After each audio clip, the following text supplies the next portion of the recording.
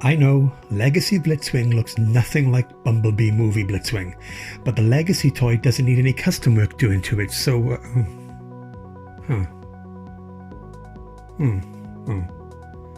Anyway, the Studio Series Bumblebee Blitzwing is fantastic.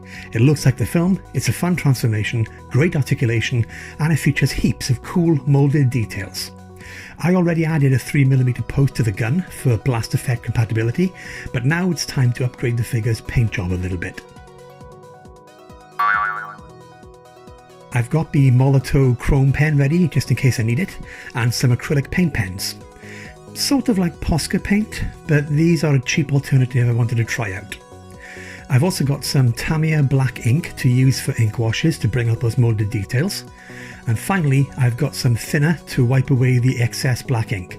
Oh, and also to dilute the matte varnish I'm going to use to seal the paint once it's in place.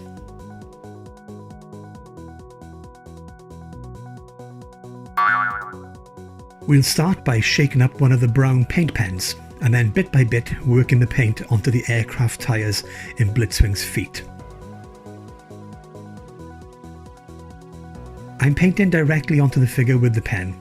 This is fine for the most part, but tricky to get into the corners and nooks and crannies.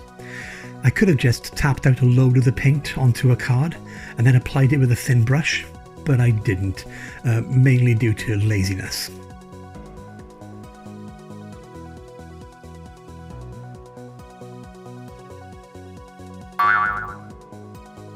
Next up, it's time to crack open the red paint pen and add some further red paint apps.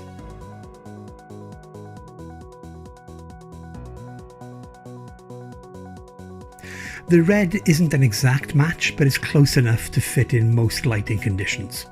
Again, a thin brush would probably have been a bit more useful here, or even a thinner pen nib, but did I mention I'm lazy?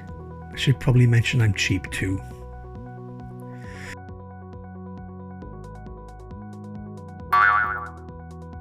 I was going to use the Moulded chrome for painting up these rivet details, but I think my pen has dried up or something, so I'm using the silver paint pen instead.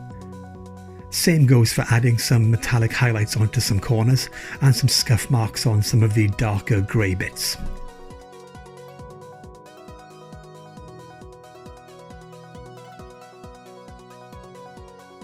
Then it's back to the red paint for some additional details on the wing bits.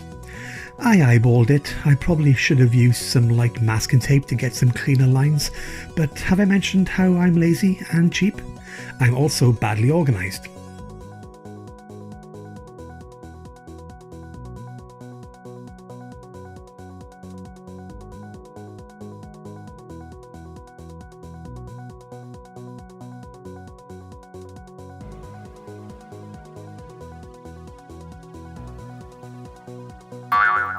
With the new paint apps in place, I now need to seal them so bits don't rub off when I transform him. I've got my matte varnish, which I add a bit of thinner to just to make it dry a little less thick. This time I do have a paintbrush, so maybe I'm not as cheap as I thought. No, I'm still very cheap. It doesn't take too long to just lightly cover the new paint, and that'll dry in under 10 minutes.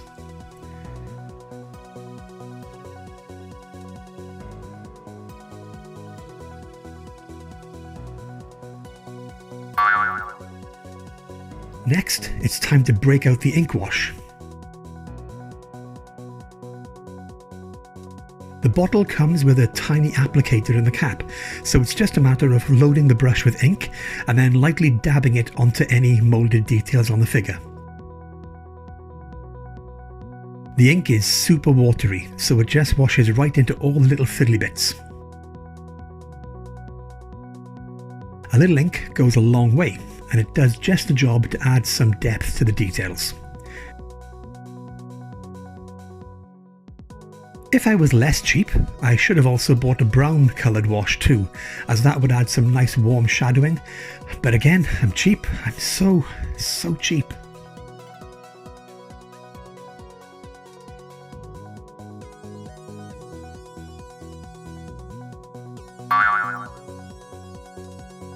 For the last part of the weathering, it's time to dab a cotton bud in some thinner and wipe away any excess ink off the figure. It just tidies up any overspills and it ensures that the figure keeps a cleaner finish. Then there's some time for detailing the gun and the missiles and adding some ink wash to bring out the facial features. And that's Blitzwing done.